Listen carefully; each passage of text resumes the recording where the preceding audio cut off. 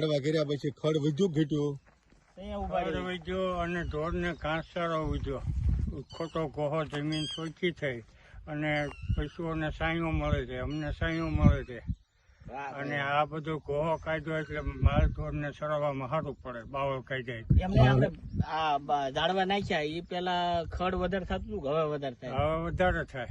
એમને આ બાપુ પાછળનામાં આપણે સારવા જતા તેમ ક્યારે? હા, કારણ કે ના તો સારું એવું જ નહોતું. એટલે બાવળ કાઢ્યા પછી માલ ઢોર લુલાઈ નહીં થતા અને સારું પડે છે. સારું સારું. અને પેલા બાવળિયા હતા, બાવળિયામાં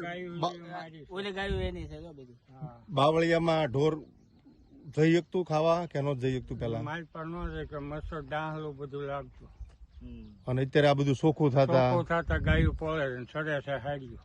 વાહ ભાઈ વાહ, આ જો ખડ કેટલું ઊંચું છે, હજી ઝાડવા નાના છે. આ 4-5 વર્ષ પછી ઝાડવા મોટા થાય એમ ખડે બહુ વધશે. અને બીજું વધારાની આવેલું બધું હજી કાઢી નાખશું, કોઈ ઢોર ખાતું નથી. ના ના